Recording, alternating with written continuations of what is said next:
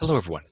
In this video, we're going to take a look at the nature of the Orla and those things that undergird its representation. Now, what I mean by that is that in every monster or in every representation of something that is disturbing or fundamentally unknown and distressing, in everything that conjures dread in a weird tale or in a monster movie or in a horror movie, something undergirds it. Now, on the one hand, that could be something as simple as the fear of death. But monsters are instantiations of cultural fears. Likewise, weird tales are a reflection of the cultural and individual psychology of the authors and the civilizations that produce them. So I'll give you an example. Dracula is, on the one hand, dangerous and threatening and monstrous because he's an undead creature. But if you dig under the surface and think about what makes him repellent or repugnant to the British audience that is encountering him, he is distressing to them because he represents a kind of foreign invader, undergirding his representation as this blood-sucking parasite that consumes the young women of the nation and infects them with a blood-borne disease, turning them into slavish creatures kind of like himself, transporting himself across the ocean and spreading as a kind of vector disease across the healthy nation of England. You have a reflection of a kind of xenophobic concern regarding, well, foreign invaders from Eastern Europe and the impregnation of women.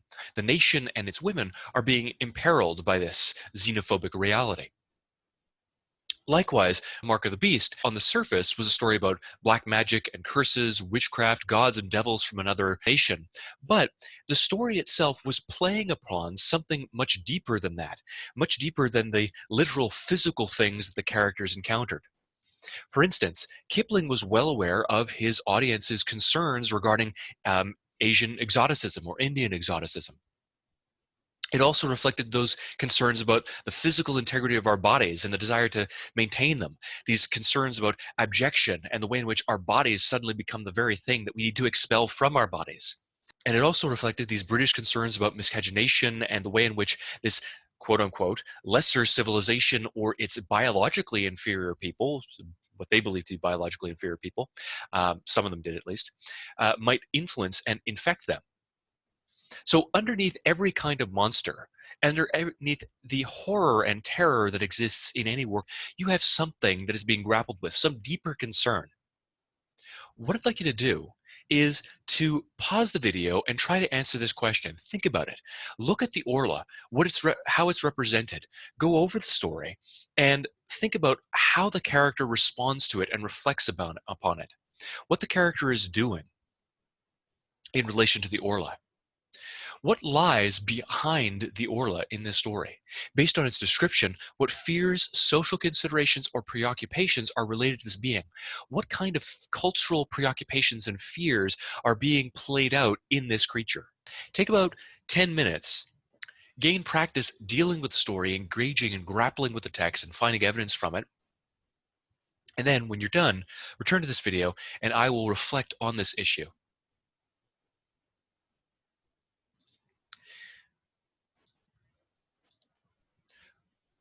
First, we have fundamentally a kind of transformation of the setting that is penetrated by an alien force. At the beginning of the story, the narrator describes his home thusly. What a wonderful day. I spent all morning stretched out on the grass in front of my house beneath the large plane tree that completely covers, shelters, and shades my lawn. I love the country here, and I love living here because this is where I have my roots, those profound and delicate roots that attach a man to the land where his ancestors were born and died, and that attach him to what one should think and what one should eat, to customs as well as to foods, to local idioms and peasant intonations, to the smells of the earth, of the villages, of the air itself. So there's comforting familiarity. And as the narrator goes on to describe his home, we recognize that the entire world in which he lives is a kind of bastion against the unknown. It's a place of familiarity and comfort. Now, we're dealing with a kind of second class of weird setting. We're not taken into a foreign land, surrounded by the unknown and the bizarre, the fantastical. We're not ripped from our place of comfort and safety. We start in our place of comfort and safety. But a force from the outside penetrates into that familiar setting and twists it and contorts it. It moves it from this place of safety and comfort the narrator initially describes at the outset of the story and turns it into something fundamentally alien and horrifying. It infects this home. Home is something safe because you're bound to it. You have these comforting roots that bind you to it. And he's comforted likewise by the heritage that is instantiated in the home and in the world around him. There's an inversion as this home becomes something horrifying, and he is unable to escape it. He has these profound and delicate roots that tie him to the land. And then suddenly those roots become something horrifying and shackled. Suddenly, the home that was of such comforting familiarity to him becomes alien, an alien prison. He actually bars up the windows to his home. He locks himself in. He can't seem to escape it. The Orla continues, or in his mind, the Orla continues to draw him back to it. And so those roots shackle him down and tie him down. So one of the things that's reflected in the Orla is this fear about the penetration of something alien and unknown that despoils our home. The same kind of xenophobic fear that undergirds, let's say, Dracula is at play here. But there are a number of other complicated, interwoven issues that are also at play. For instance, there's a concern over scientific advancement and the way in which there will be revelations of new spheres of knowledge that convey to us the limitations of our ability to understand. Remember that sparrow metaphor from Leonardo da Vinci. H.P. Lovecraft said this, that the tale of supernatural horror is encouraged by a parallel tide of growing mysticism, as developed through the stimulation of wonder and fancy by such enlarged mystics and broken barriers of modern science has given us with its interatomic chemistry, advancing astrophysics, doctrines of relativity, and probings into biology and human thought. Now, what Lovecraft is saying here is that, ironically, the more that we discover through scientific advancement, through astrophysics, the doctrines of relativity, the probings into biology and human thought, the way in which our minds work because of the mechanical processes of our brain, all these things are provoking in people a sense of wonder and fantasy and fancy and imagination, capacity for wonder at these things that are beyond anything we had ever imagined. So on the one hand, inspiring an interest in the weird tale is mysticism and the occult, the unknown, these ancient inherited ancestral impulses towards the spheres of the unknown. But at the same time, science is unlocking these new spheres of the unknown and showing to us or revealing to us just how little we truly know. A concern over this reality is also at play in the Orla. In the Orla, this story, the narrator says how profound that mystery of the invisible is. We cannot fathom it with our miserable senses. Our eyes are unable to perceive what is either too small or too great, too near or too far from us. We can neither see the inhabitants of a star nor of a drop of water. And in A Letter from a Madman, that sort of prior iteration of the story, even if our eye had 100 million times more than its normal strength, if it perceived in the air that we breathe all the races of invisible beings and all the inhabitants of neighboring planets, there would still exist an infinite number of races of animals so small and worlds so distant that the eye could not see them. The fear that this story expresses, that is embodied in the Orla, a monster that reflects this kind of sociological concern, because now we know so much, but we realize now just how little we actually know.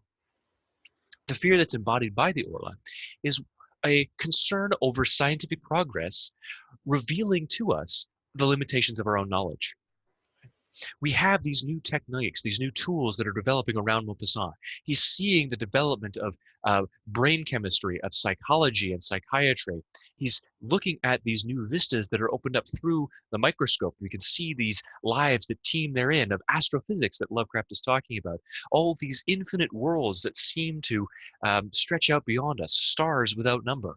But the character here recognizes that all of this only reveals to us the limitations of our own being as humans. There's a concern about the failure of the senses here and about the failings and frailties of the human being, about our senses and the way in which they can deceive us. Think about everything that we see in the world or know in the world that we can't experience with our own senses. All those myriad planets that we can never see, or all those microscopic life forms that teem inside of a drop of water. There's a pervasive pessimism in the story about the limitations of our knowledge and our inability to actually obtain true knowledge. Because if there are all these worlds, all these fathomless depths of space and the microscopic that we can't appreciate, we're only now grasping, how much more exists out there that we don't know and we can never know, and we don't even know that we don't know. Our physical bodies are frail and pathetic, as the narrator says time and time again.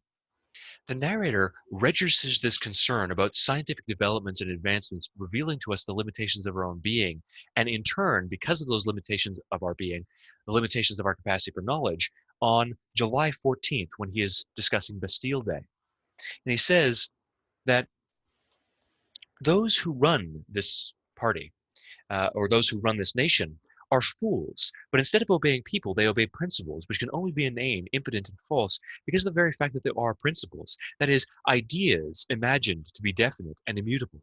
In this world where we are not sure of anything, since light is an illusion, since sound is an illusion, everything that we see that we think is objective in the world, everything that we register through our science, is mediated to us through our senses. And our senses can be deceived so easily. It's the narrator's very concern regarding the Orla and the possibility that it is a hallucination. As Scrooge puts it in A Christmas Carol, I only need to swallow this toothpick and I will be beset through the rest of my life, because of hallucinations, by a whole bevy of different ghosts. Our senses, and thus the very physical reality of the universe that we see beyond us, are now called into question. Now, the narrator begins to deride and mock the nature of the human body. It's this pervasive pessimism about the limitations of our being. So on August 17th, the narrator says that we might reason that ever since man began to think, he has had a premonition and a dread of some new being stronger than he, his successor in this world, and that feeling him nearby, yet has been unable to foresee the nature of this master he has created in his terror, the entire fantastic population of occult beings, vague phantasms born of fear. So because we have this innate sense that we are so frail and fallible and weak, we've invented a sphere of the supernatural. But now the Orla has come upon us, and it is the thing that we envisioned, this new master that's going to take over from our weakness. This weakness of the human body, the inability to truly know anything because everything is mediated to us through our senses, is again affirmed in the entry from August 19th, when the narrator goes on to say, what is so surprising about our not knowing how to perceive a new body, one that light can pass through? Suddenly, he's returning to this idea of light being an illusion, everything that we can perceive with our senses being an illusion. A new being, why not? Surely it had to come. Why should we be the last people? Why should we be the end stage of evolution? We understand now that we're nothing special in the cosmic sphere of things because of what we learned through our scientific exploration of evolution. So why not something after us? Why not something that should supplant us?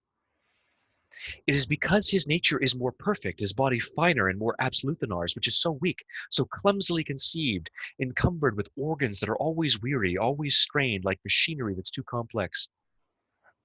Why not one more entity now that our era is over, when all the various species appeared in orderly succession? Right? We have all this orderly succession of entities leading up to us. Why not the next one that's not encumbered by a physical body with organs that can fail? Why not the Orla? Why not one more? And why not other trees with immense dazzling flowers perfuming entire regions? Why not other elements besides fire, air, earth, and water? These are 4 of them, just 4. These foster parents of being. What a pity. Why aren't there 40 elements instead, or 400 or 4,000? If I can see now that there's just this limited sphere of the known, how much more is out there? I've only seen the tip of the iceberg and can only see the tip of the iceberg because I'm nothing. I'm this paltry, pathetic little human being. Science and the revelations of science have told me just how little I know, how little I can see, how little I can perceive. So, how much more is out there that I'll never know? How paltry everything is, how miserly, how wretched, stingily given, hourly invented, heavily made. Look at the elephant, the hippopotamus, such grace, the camel, such elegance. He's mocking and deriding everything that he can see around him in tandem with his own body and his own limitations. Everything about the world that he can see and experience becomes pathetic, farcical, ridiculous. Look at the elephant and the hippopotamus, such grace. In the same way, such grace, right, mockingly about himself in the human form. And we know that the Orla represents this kind of fear about scientific advancement because, well, he goes on to say, what's wrong with me? It is he, the Orla, who is haunting me, making me think these mad thoughts. He's inside me. He's becoming my soul. I will kill him. So these thoughts that I'm having about, well, the limitations of my being, it's all inspired by the Orla. On July 10th, the Orla is investigated through experiments. It becomes clear through the experiment that the narrator runs, trying to determine the nature of the Orla, trying to determine if the Orla is real, that the Orla himself is a kind of parallel for scientific advancement. He's testing the Orla, trying to determine how it exists. And his tests are organized, repeatable. So we have scientific advancement, scientific experimentation, revealing new realities of the unknown, just peeling away the faintest edge of the unknown and telling us, well, if this is all that I've been able to uncover, think about how much more there must be out there that I can't uncover and that I can never uncover. We're small, we're earthbound, we're pathetic, and that induces epistemological terror, that fear about the limitations of our knowledge and our capacity for knowledge. An expanded knowledge of science and dwindling belief in the cornerstones of received knowledge, this loss of tradition, this loss of heritage as his roots to the home become shackles, right? All of it wears away at him. If we can't trust our senses, then our relationship to the world and everything in it is jeopardized. All reality, all understanding, all connection is destabilized. And worse yet, there's a development from the failure of the senses to the failure of the universe. As the narrator says in that encounter that I read earlier on, in this world, one is certain of nothing, since light is an illusion and noise is a deception. Everything that is physical and objective outside of ourselves suddenly becomes unreal and ephemeral because it's only mediated to us through our senses. It's not just our bodies and our senses and our knowledge that falls apart, but because they do, objective reality becomes unknowable and it falls apart. The limitations of the human body are externalized. But in parallel with this kind of rejection of scientific advancement is a repudiation of religious beliefs or traditional religious beliefs. The narrator goes to visit the most glorious dwelling place for God on earth.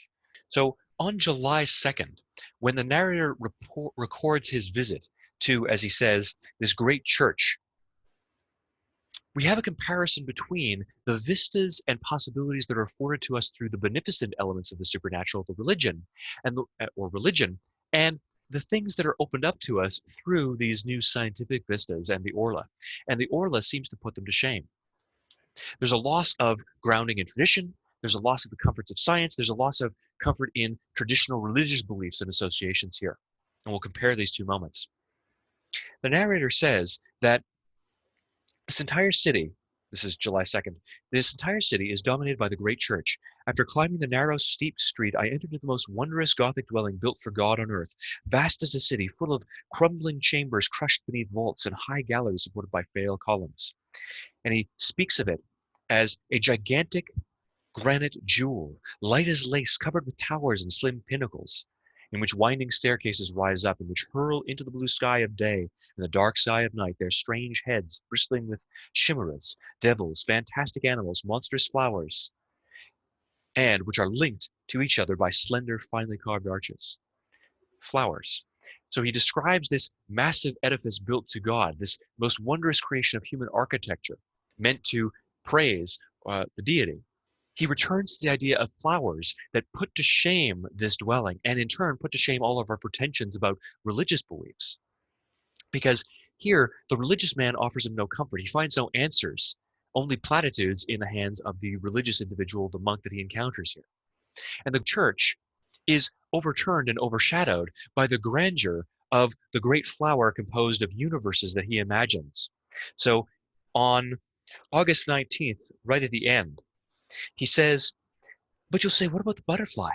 A flower that flies. I dream of one that would be as large as 100 universes with wings whose shape, beauty, color, and movements I cannot even describe. But I can see it. It goes from star to star, refreshing and soothing them with the harmonious and light breath of its journey. And the peoples up there, ecstatic and ravished, watch it go by. So he starts to envision something that's beyond human comprehension. The church kind of brought God to man. But here, the great flower that is a butterfly, the flower that flies in contrast to the flower that tops off this church, it transcends anything that's possible, that's even imaginable. So religious experiences on, as the narrator puts it, this particle of mud which revolves in liquid air, is small in compared to the realities that lie beyond this pitiful little sphere of the known, this little particle of mud on which we live. What we have here are a reflection of the different kinds of fears and realities about science, religion, and of xenophobia that underlie the Orla.